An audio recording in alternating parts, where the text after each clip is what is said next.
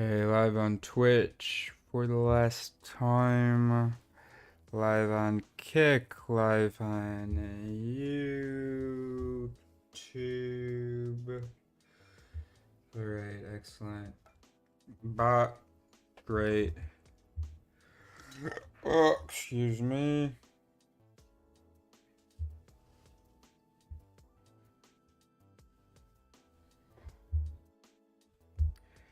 Bot, excellent.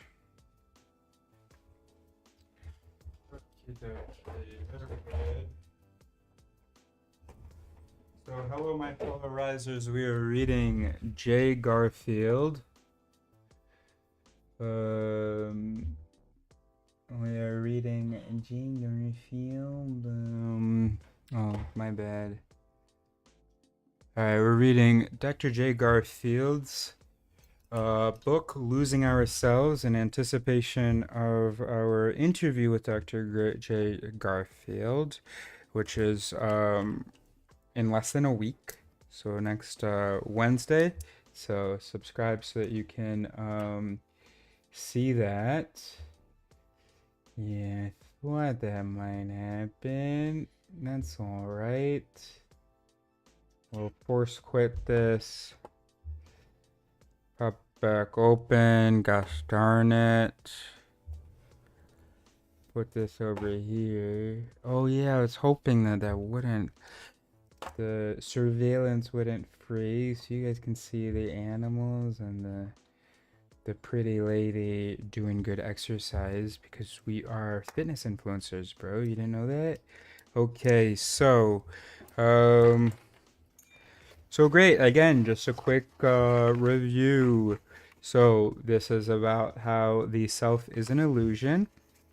So who do you think you are? What a self is, and why you think you have one. So he defines it as this like continuous, singular, substantial, as in it's a substance, and a bunch of other stuff, and then shows that none of this stuff actually describes you.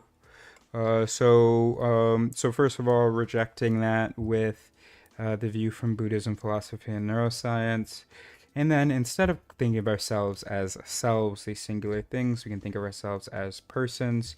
And at the beginning of the last chapter, I'm a little bit tired. So at the beginning of the last chapter, I had done a summary that could be very useful to you.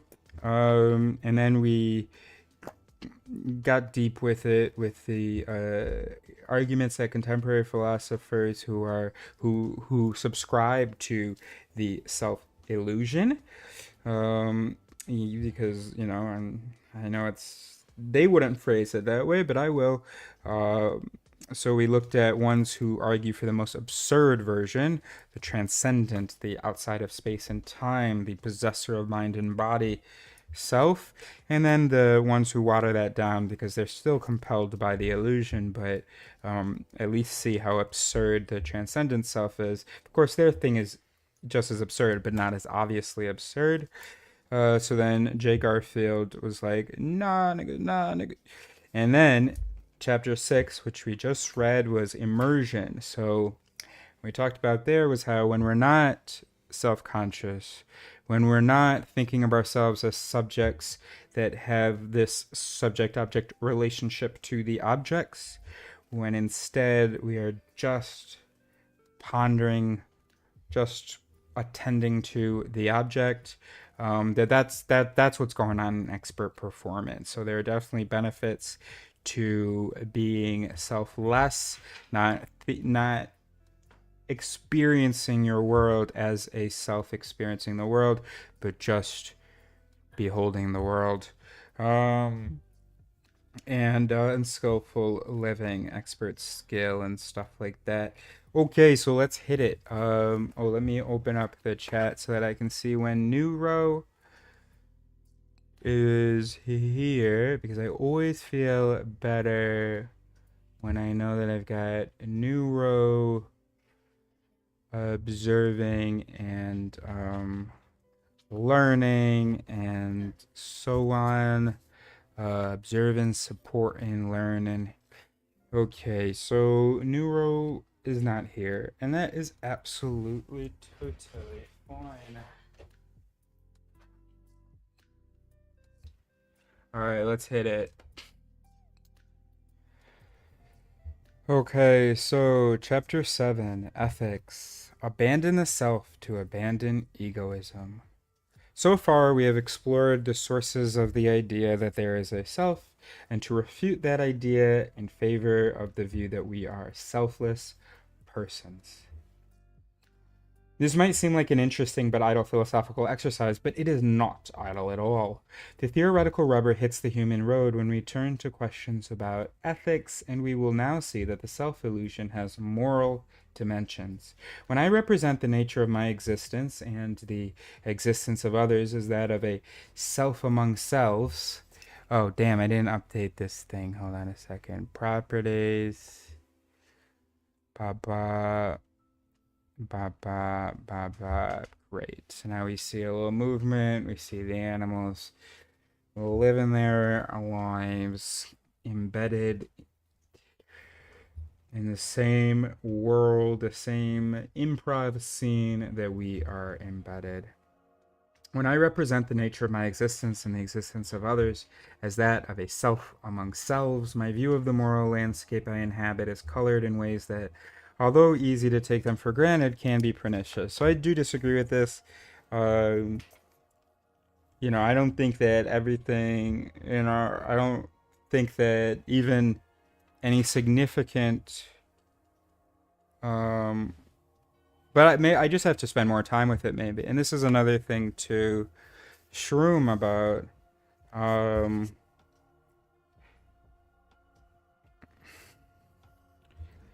Self-illusion,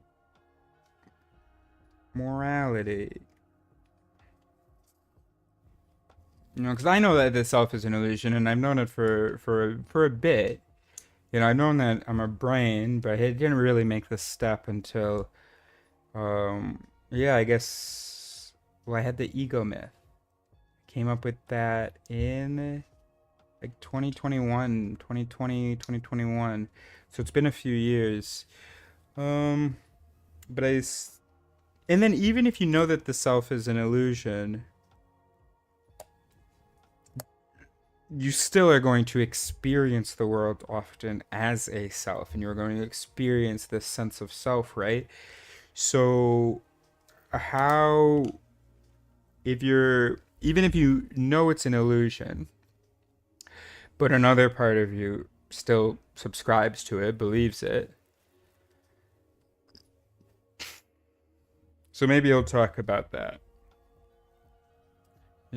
Does that, yeah, what's the relationship between these different parts, these different conceptions, these different senses of self, and, and the morality that we're talking about here? Yeah, good question.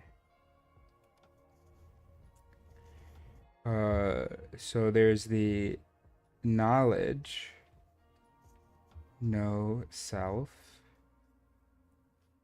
And then there's like how do I say feeling in my language? I don't know, something like that. There's the feeling of no self. And then there's the morality. So the question is, what's the relationship between those things? Is one more important to the morality than the other?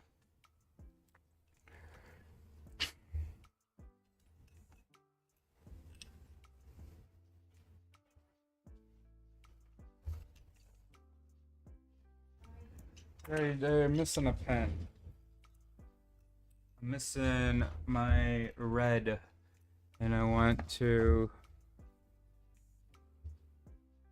put red on this, so I need it. Because red is my question color. The only thing I reliably recognize as something that either I was confused about or for some other reason wanted to interrogate.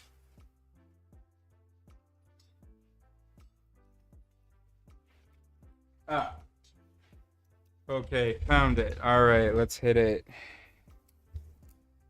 Okay, great. So we'll reread this. When I represent the nature of my existence and the existence of others as that of a self among selves, my view of the moral landscape I inhabit is colored in ways that, although easy to take them for granted, can be pernicious.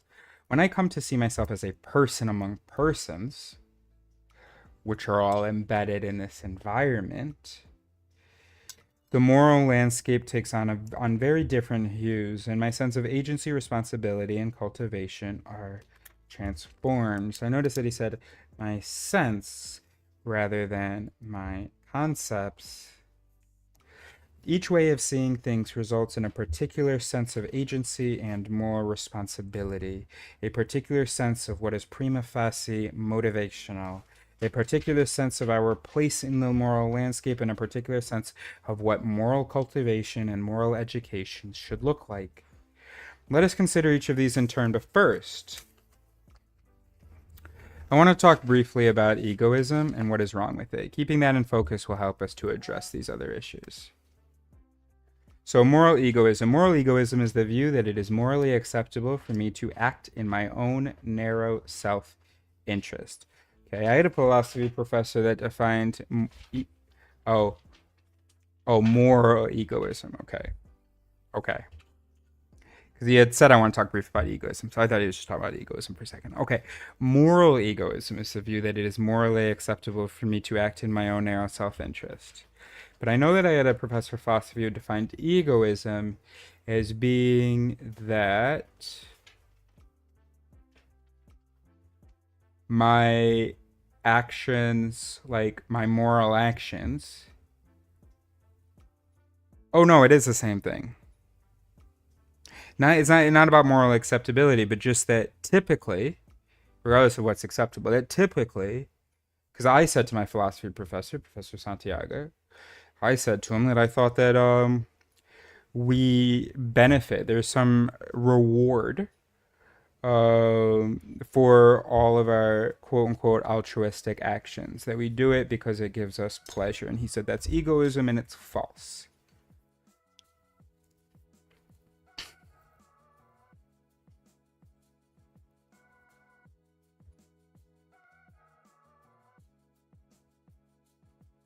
What do I hope he's going to define what is the narrow self-interest? Like, could that include the rewarding, I mean, the pleasure that I get from acting in someone else's self-interest? So in a sense, I'm still acting in my self-interest, um, because I know that I'm getting pleasure out of doing something that serves them, even at otherwise my expense. Moral egoism is the view that it is morally acceptable for me. But what about, all right, so we have these like normative things of moral egoism and then rational egoism. So what we should do morally, what we should do rationally.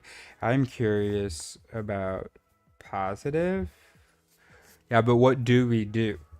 And how, I wonder how Jay Garfield thinks about that. But maybe that's not really relevant to his work.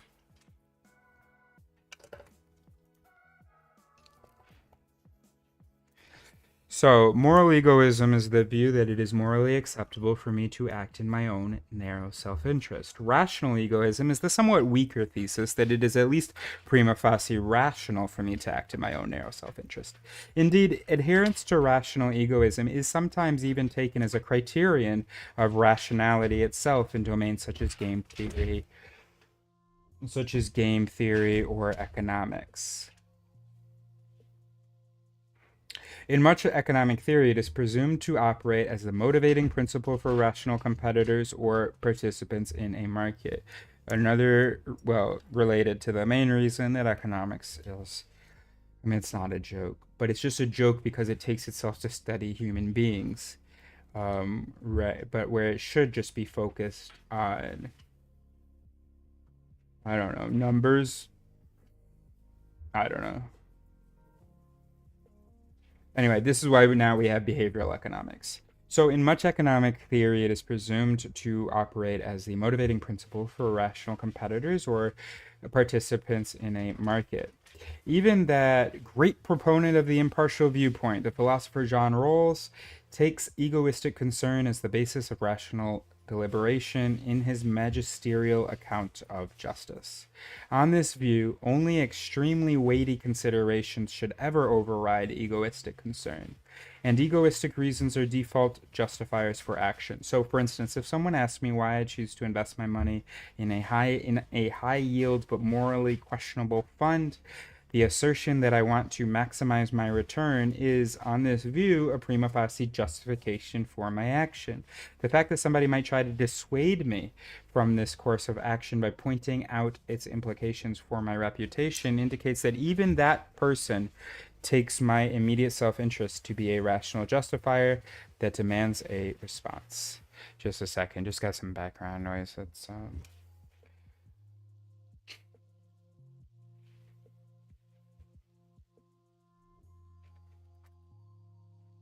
So, the fact that somebody might try to dissuade me from this course of action by pointing out its implications for my reputation, all right, because that's more of self interest. Oh, you're worried about my reputation? You're saying I should be worried about my reputation? Oh, okay, gotcha. So, you're saying that self interest is a rational justifier.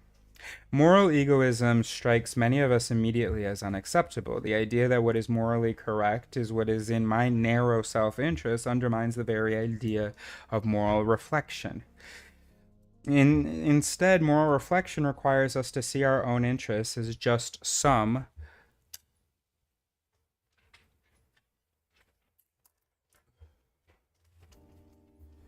Okay, I wonder what's happened here. Okay, it's back. That's great.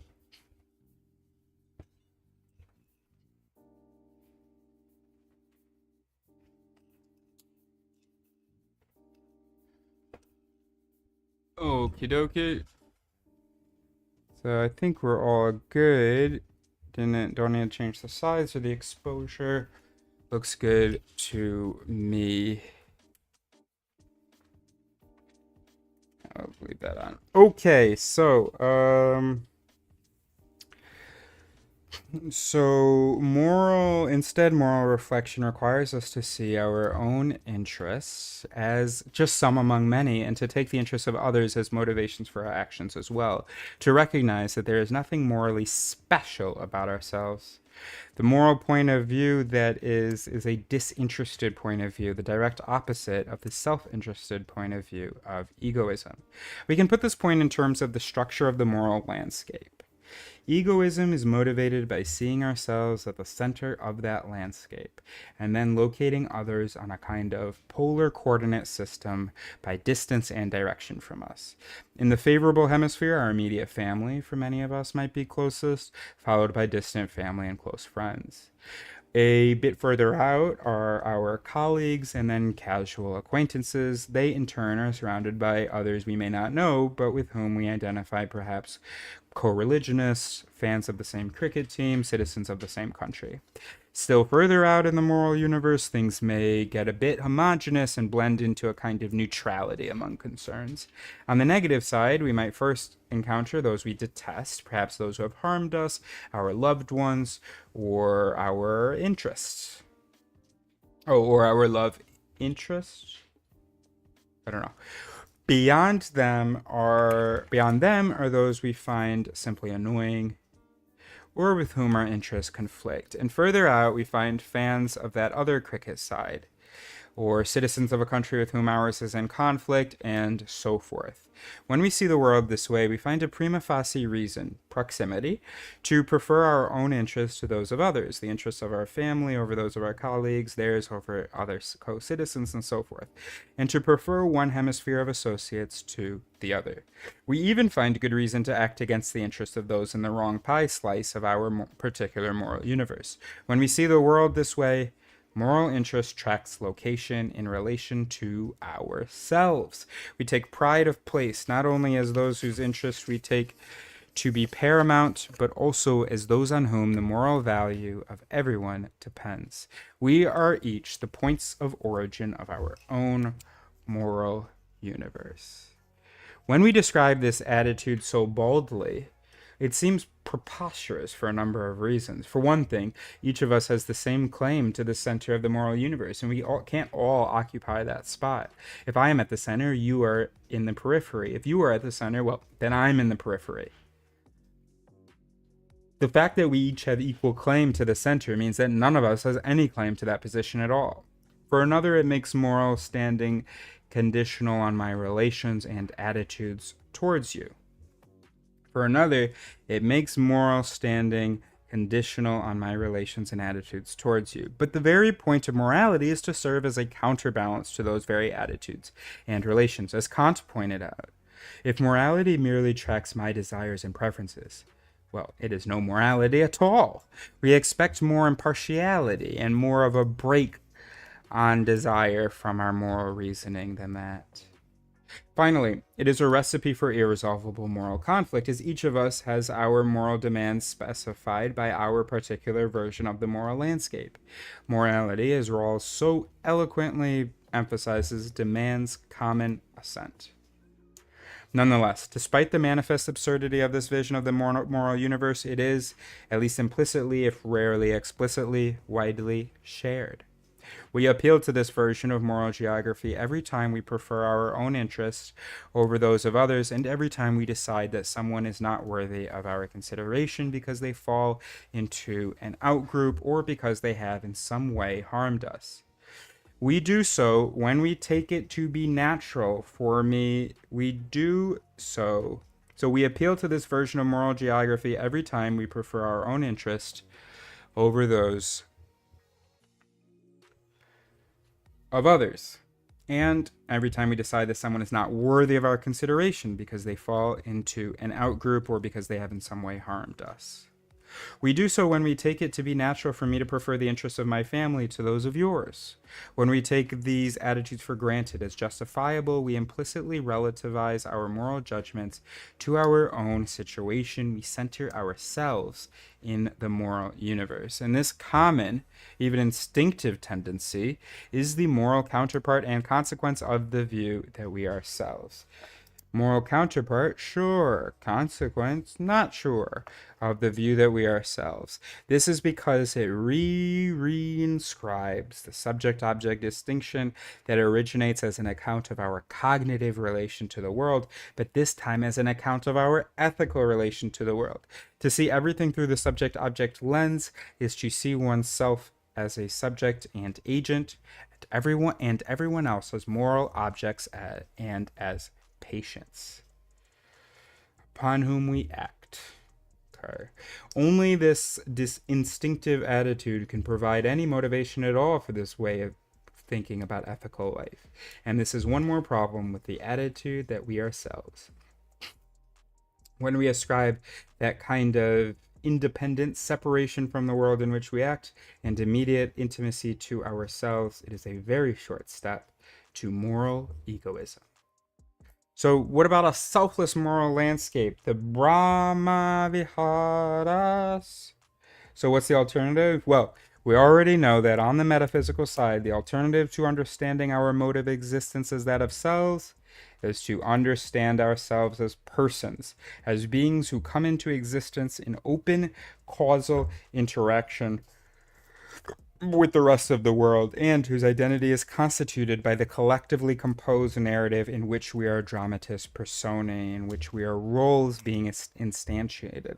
To see oneself that way is to locate oneself in a decentered universe with no special moral point of origin, and in which one's own location is no more special than that of anyone else.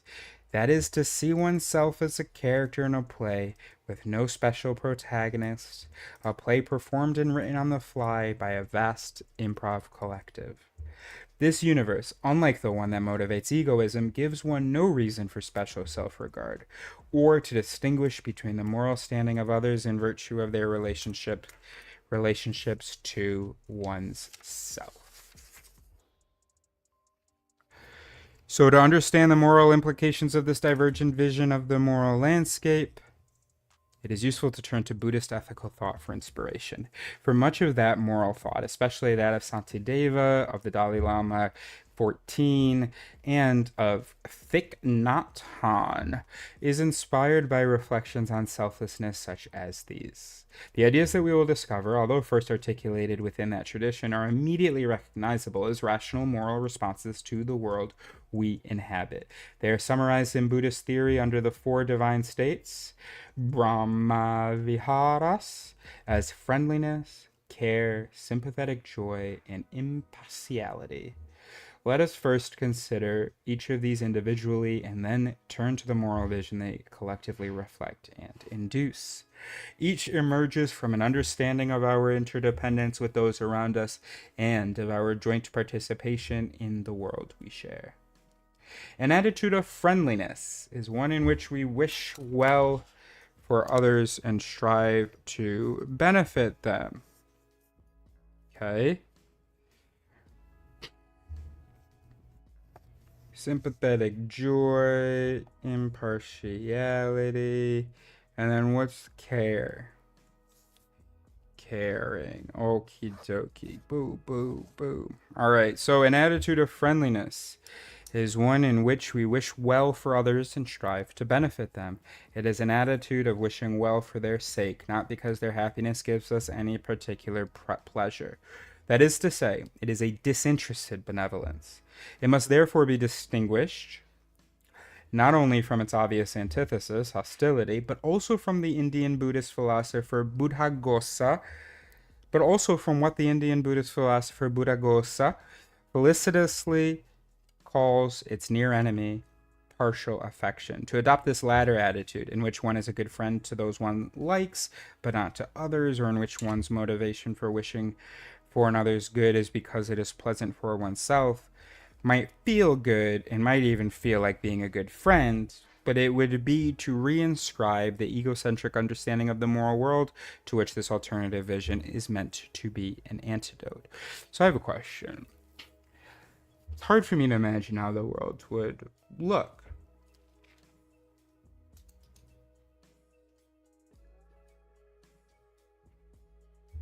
I mean, I hear it, I get it, sort of. Turning the other cheek.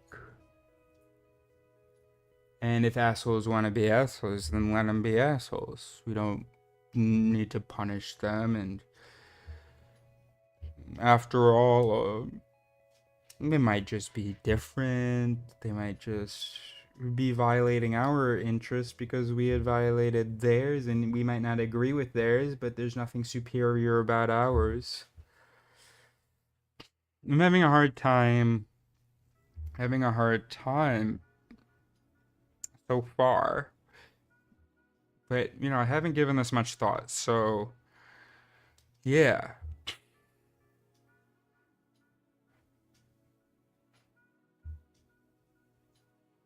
Because I guess what I'm thinking is that we evolved with all these mechanisms, right? To get pleasure out of punishing norm violators, to get pleasure out of helping the people around us, to what was I just reading? And so then that pleasure motivates us. I mean, maybe all this stuff is just like really good and dandy for angels, but I don't know if biological organisms can. I don't know how feasible this is.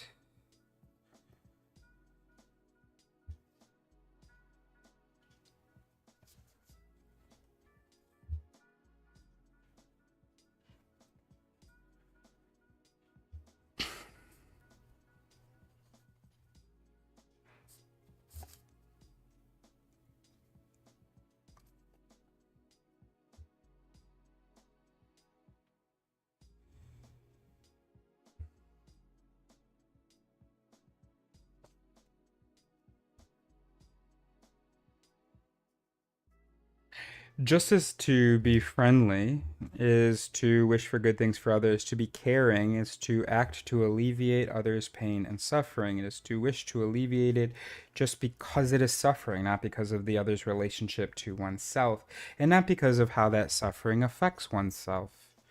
That is, like true friendliness, true care is disinterested. And so, like friendliness, it must be distinguished both from its antithesis, callousness, and from its near enemy, pity or sloppy empathy, sympathy. When we respond to another's suffering with pity or sympathy, we suffer a contagion of suffering and consequently are impaired in our ability to act with real care. You don't want your surgeon to feel your pain, but to care for you, unimpaired by that pain. Care thus requires and reinforces a non egocentric view of the world, a view of the world as a place we inhabit as persons, not against which we stand as selves.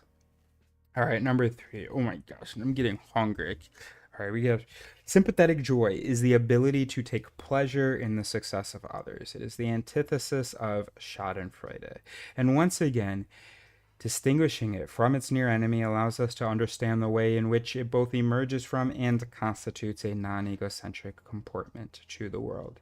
The near enemy in this case is partiality or jingoism. This is the attitude in which we rejoice in the success of those with whom we associate, or those who we take to be our friends, or to be on our side, while being indifferent to or even dismayed by the success of those we perceive as more distant from us in the moral landscape.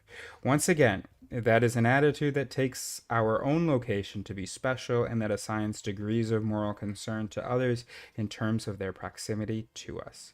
That assignment of a special role to ourselves at the moral origin, that assignment of a special role to ourselves at the moral origin, is part of the self illusion, and sympathetic joy is inconsistent with that orientation. Okay, this brings us naturally to the fourth of these characteristics, impartiality. That is an attitude that we can now see both as important on its own and also in virtue of the fact that it informs and is reflected in the 3 attitudes we have just discussed. To be impartial is to adopt the same moral attitude and to extend the same level of friendship, care, and sympathetic joy to all in one's environment, regardless of that relation or of their relation to one's self, regardless of whether one sees them as close to one or distant, supportive, or hostile. It is to forego both revenge and partiality. It is not a refusal of affection or goodwill to one's intimates, but to be willing to extend that natural fellow feeling indefinitely, and so to assign a kind of homogeneity to the moral world. Together, these attitudes are valorized as divine in the Buddhist tradition. This is because they encapsulate a complete abandonment of egocentricity in moral experience. The egocentricity they undermine is the moral side of rewarding oneself as a self. The egocentricity they undermine is the moral side of regarding oneself as a self, which we now understand as the implicit view that one's own status is different from that of the rest of the world, and that the status of others is dependent on their relation to one's self. To see things from the egocentric perspective reflecting the view of a self is to remove oneself from membership in the world and to adopt the position of an experiencer of the world and an agent acting on it. And that is the moral side of the self-illusion. Its inevitable consequence is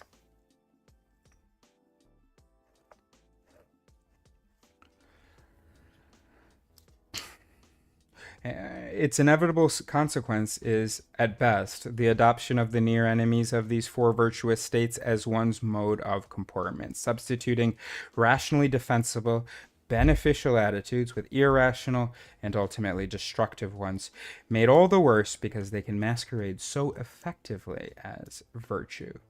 To the extent that we recognize these divine states as constituting a moral ideal and as reflections of a rational way to understand our own place in the moral world, we see that it is both rational and morally important to shed the self-illusion.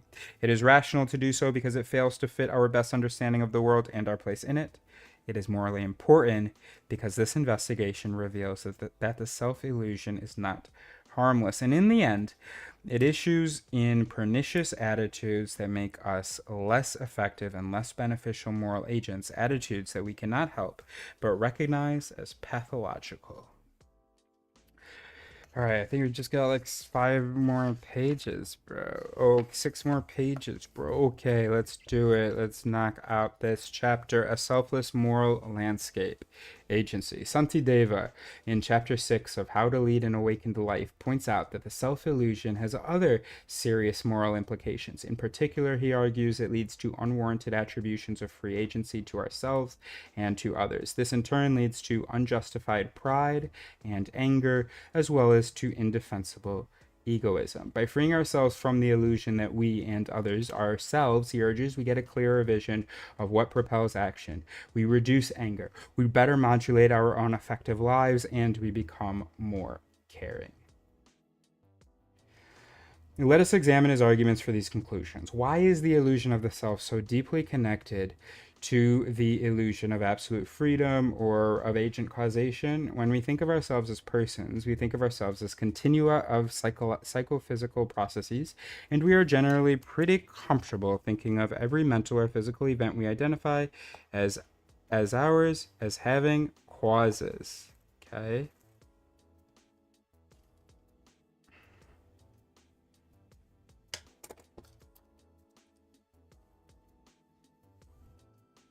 My raising my arm is caused by my intention to do so.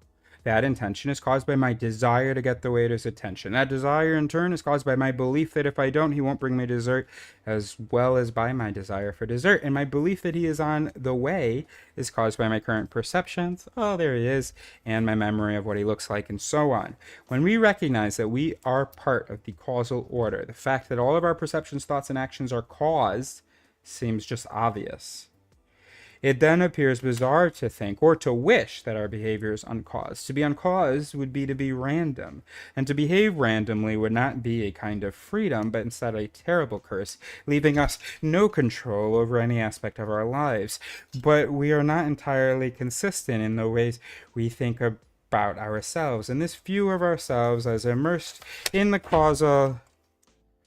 That's not practical, bro. Has to be causes, bro. And it doesn't make sense to think that the only causes are interior, even, that can be traced back only to the interior. But we are not entirely consistent in the ways we think about ourselves, and this view of ourselves as immersed in the causal nexus is not our only self-understanding. When we deliberate about what to do, or when we assign blame or praise to ourselves or others, we often instinctively do so on the assumption that our or their actions are not caused by previous events. Instead, we pre-reflectively take our actions, as well as those of others, to be the result of what gets called agent causation, a spontaneous act of the will, unconstrained by deterministic causes.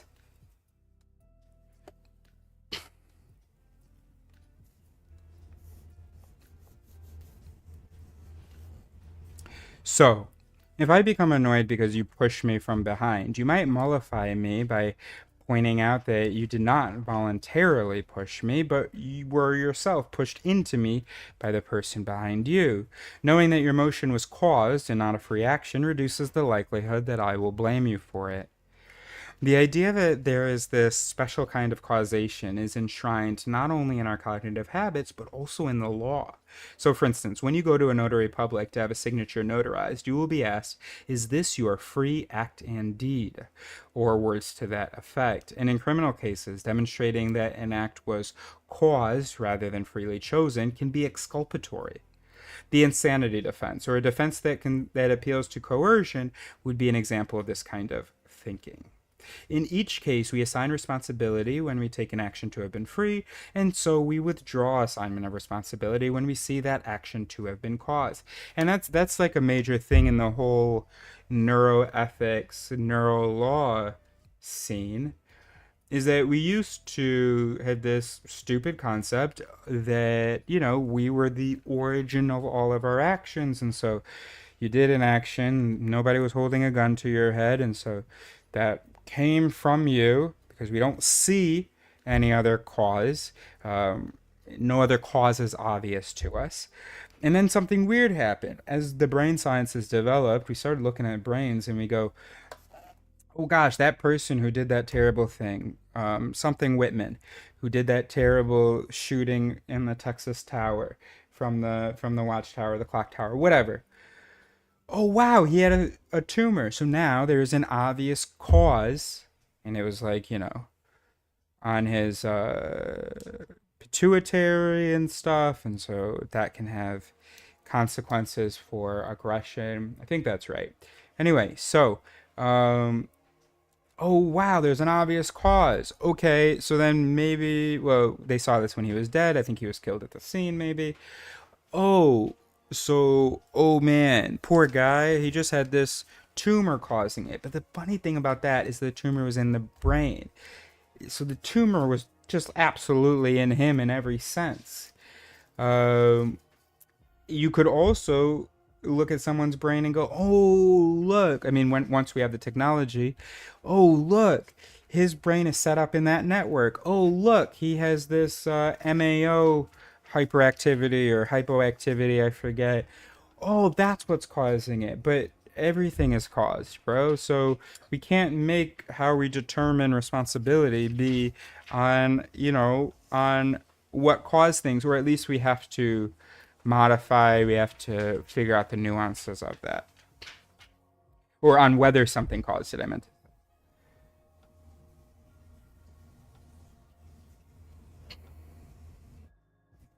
So in each case, we assign responsibility when we take an action to have been free, and so we withdraw assignment of responsibility when we see that action to have been caused. This is the kind of freedom that could only be enjoyed by a transcendent self. In Western philosophy, this tendency to draw the contrast between free acts and acts that are caused, a distinction that motivates debates about the freedom of the will, has its roots in the work of the philosopher Augustine of Hippo. In the 3rd, 4th, and 5th century CE, he introduced the idea in order to absolve God of moral responsibility for the fall of Adam and Eve in the Garden of Eden.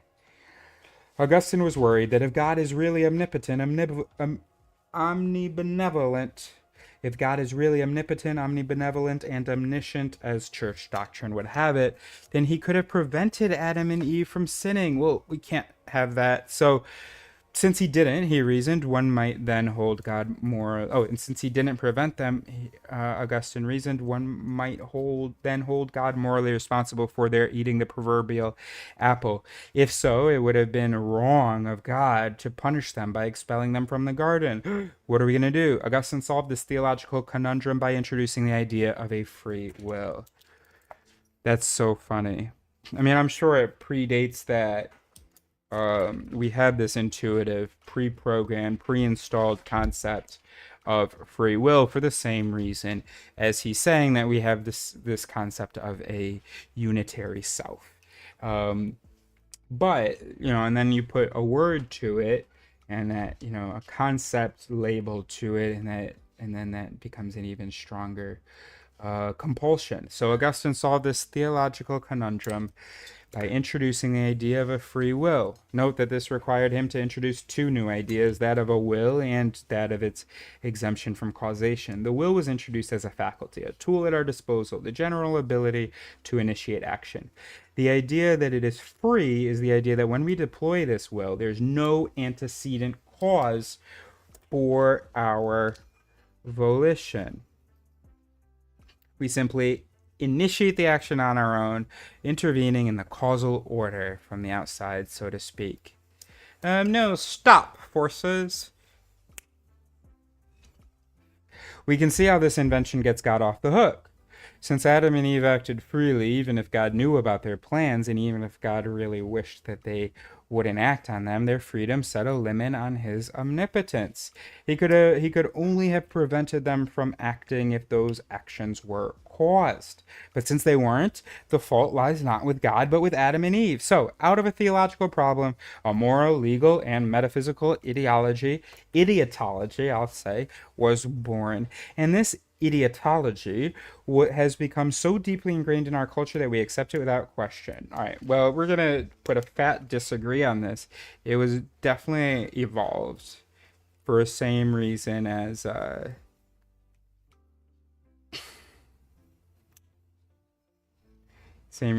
self. Okay. Um, and this idiotology has become so deeply ingrained in our culture that we accept it without question. We forget its religious roots and motivation. We might want to think twice about endorsing. Why, you might ask, are we following this theological byway? For the following reason. This sense of special freedom from the causal nexus and the idea that we ourselves are tightly linked to one another. This is because to think of oneself as a person is, as I have been emphasizing, to think of oneself as a continuum of causally connected psychophysical processes in open causal interaction with the rest of the world in which one is embedded.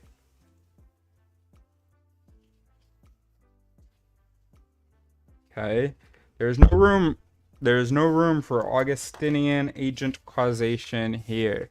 The events that make up our own continuum are no different from any other events with respect to whether they are caused or not. To think of oneself as standing outside of causality, on the other hand, is effectively to think of oneself as a special kind of entity that acts on the causal nexus, but which is not constrained by it. And that's so funny because it's not like we think we're completely distinct from it. We do think that we can affect changes, right? We can be a cause. We're just uncaused. And that is the kind of arrogance, that is the kind of autonomy and distinction from the world, including our own bodies and minds, that we ascribe to a self. And when you think about it, it doesn't make all that much sense.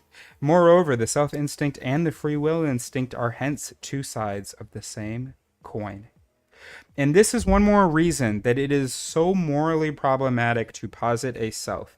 When we do so, we forget that the actions of others are not free in the Augustinian sense, but caused. An act that is harmful to me may, Santideva argues, be caused by pathologies that are as painful to the actor as the actions are to me, pathologies that are hardly chosen by that agent.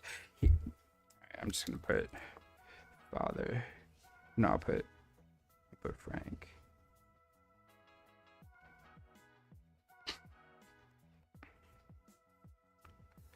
An act that is harmful to me may be caused by pathologies that are as painful to the actor as the actions are to me, pathologies that are hardly chosen by that agent. Just refuses to recognize them as well.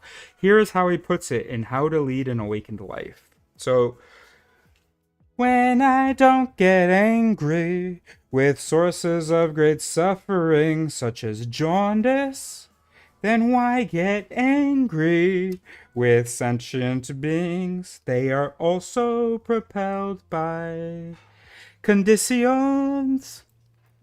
Consider this. Although nobody wants them, illnesses like jaundice befall us. Just so, although nobody wants them, our psychopathologies inevitably befall us. Just as nobody ever thinks, let me now come into existence. Nobody ever thinks, now let me be angry. Instead, people just get angry. That is just how anger occurs. All of our errors and all of the various kinds of evil arise through the force of conditions. None of them are autonomous. Thus, everything depends on something else, and that on which it depends is never independent. Knowing this, one should never be angry at things that are like magical illusions. So, when one sees anyone, whether friend or foe, perform an unreasonable action, one can think this has been brought about by conditions, and so one can remain content. If I am injured by something such as a stick, and I get angry with the person who wields it, then since he is in turn impelled by aversion, it would make more sense for me to be angry at that aversion.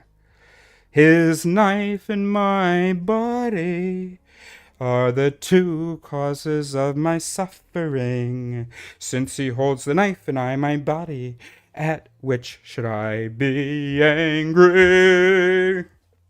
So, it might be more appropriate and more effective for me to respond to harmful actions with an attitude of care, a commitment to help that person to escape from the emotional state or the beliefs that cause their harmful action. Daddy, can you hear me? It's me, Eris. Okay, Francis, can you hear me now? So it might be more appropriate and more effective for me to respond to harmful actions with an attitude of care, a commitment to help that person to escape from the emotional state or the beliefs that cause their harmful action, than with an attitude of blame. This is because anger only inspires a desire to cause them further harm. I might note that my own morally problematic actions are similarly often caused by pathologies that I do not willingly endure. I might therefore conclude that it would be better for me to respond to those pathologies by seeking help than by wallowing in guilt. Self-satisfaction